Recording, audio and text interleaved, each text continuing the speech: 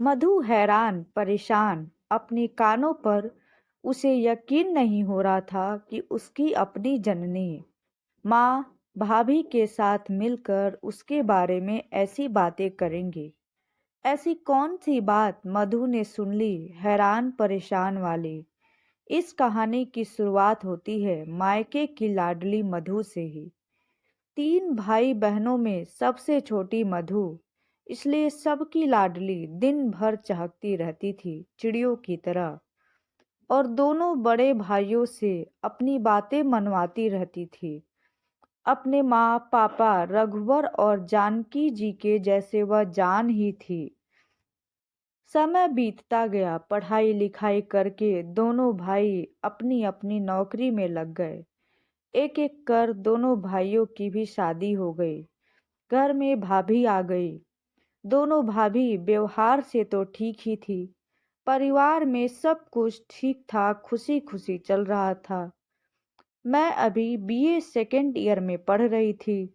देखने में भी अच्छी भली थी। जो भी रिश्तेदार आते सब यही कहते कि अब मधु के लिए रिश्ता देखिए।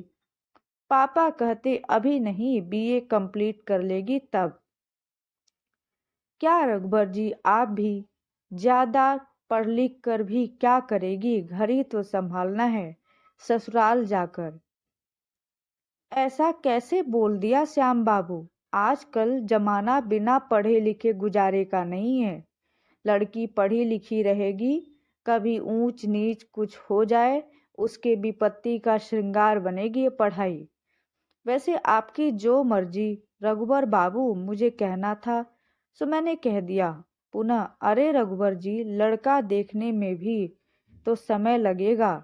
देखते देखते ये दिन कैसे बीत जाएगा पता भी नहीं चलेगा आपको। पापा थोड़ा रुक कर, हाँ यह भी सही कह रहे हैं आप।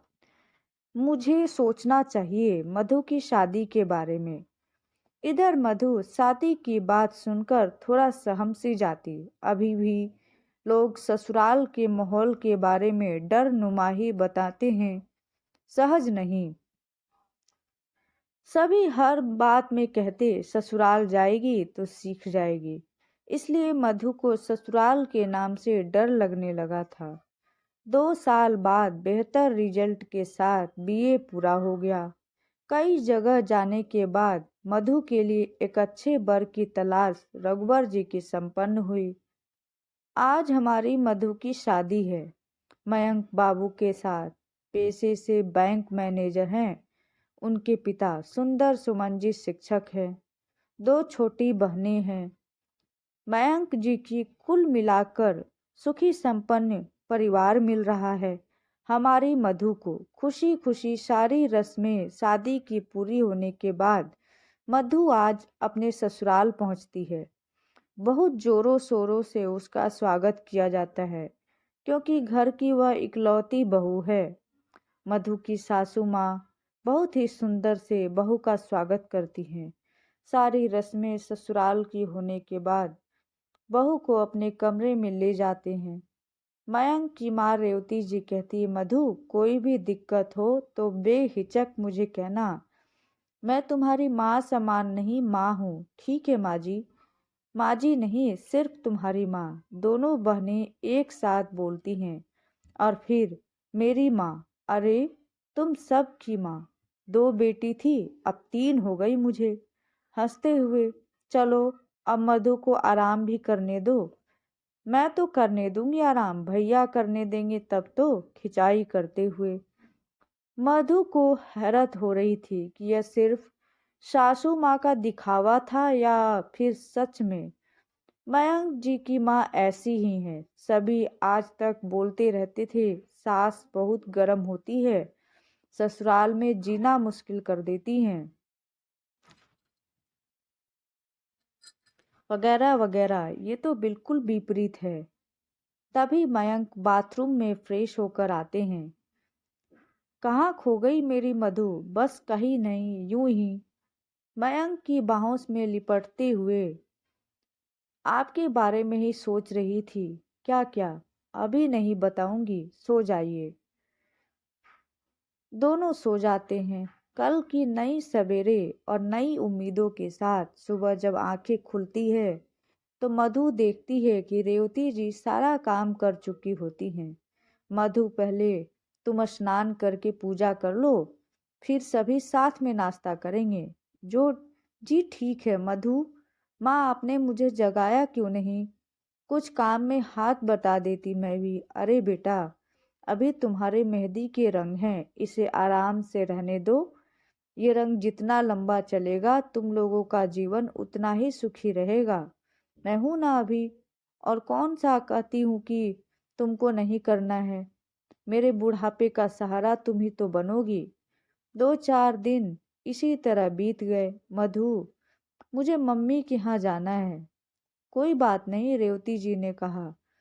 मयंक, मधु को जाओ मम्मी के यहाँ से घुमा लाओ। ठीक है माँ। जब मधु अपनी मम्मी के यहाँ जाती है तो 1 सप्ताह 2 सप्ताह रुक जाती। यह बातें सुंदर सुमन जी को अच्छी नहीं लगती। हमेशा कहते कि आप बहू को सर चढ़ा दिया है। बेटी कहकर शादी के बाद इतना कोई मायके जाता है क्या? रेवती जी कहती कि अभी बच्ची है, नासमझ है। जब बाल बच्चे होंगे तो खुद ही जिम्मेदारी का एहसास होगा, तो दिन में समझदारी आ जाएगी। ससुराल ही उसका अपना घर है। अभी तो मैं हूं ना घर देखने के लिए। बच्ची है, जाने दीजिए। धीरे धीरे समय अपनी गति से बीतता गया। 5 साल बाद 2 बच्चों की माँ बन गई मधु। लेकिन फिर भी उसकी आदत नहीं छूटी मायके जाने वाली। जब मन होता तब कोई बहाना बनाकर मायके चली जाती। बच्चों को अपनी माँ यानी रेवती जी पर छोड़ देती निश्चिंत। इधर मायके में दोनों भाभियों को इसका इतना बार बार आना जाना अच्छा नहीं लगता था, ना ही माँ को। दोनों भाभियों के बीच मधु की वजह से हमेशा अनबन अच्छी लगती थी। इस बार मधु जब मायके आई तो मयंक जी के साथ। रात में तो सब ठीक था। सुबह मधु जब बाथरूम की तरफ जाने लगी तो उसने सुना कि माँ और दोनों भाभी उसी के बारे में बातें कर रहे हैं। थोड़ा ध्यान लगाकर सुनने लगी। दोनों भाभी कह रही थी कि क्या दिक्कत है मधु जी को अपने ससुराल में। इतनी अच्छी सास, इतना अच्छा परिवार मिला है, फिर भी जब देखो तब यहाँ आ जाती है। कह तो भाभी सही रही थी। मुझे ससुराल में कभी ससुराल जैसा लगा ही नहीं। लेकिन मैंने कभी इस बारे में सोचा ही नहीं। दुनिया जैसा बोलती थी, यही भ्रम मेरे दिमाग में लगा हुआ था कि ससुराल यानी लड़कियों के लिए सजा। खुद तो आती ही है, मयंक जी को भी ले आती हैं। स्वागत में कम खर्चे होते हैं क्या? माँ भी बोल रही थी, हाँ सही बात है। इस वक्त तुम दोनों झगड़ा मत करो, मैं मधु से बात करूंगी। तभी मधु माँ से लिपटते हुए, आज के बाद मैं बिना किसी ओकेजन्स कभी नहीं आऊंगी। यही मेरा फैसला है, यही सही है माँ। मधु की आंखों में आंसू जैसे रुकने का नाम ही नहीं ले रही थी। नम आंखों से ही तुरंत वह मयंक जी के साथ अपने ससुराल पहुंच जाती है। रेवती से लिपट कर फूट फूट कर रोने लगती है और कहती है, मेरा मायका छूट गया दहलीज के उस पार। रेवती जी, अरे पगली, दूसरा मायका हमेशा तुम्हारा इंतजार कर रहा है। अपने घर को रोशन करो, यही तुम्हारा असली मायका है। माँ ने कहा। हाँ माँ, मैं हमेशा के लिए अपने मायके लौट आई हंसते हुए।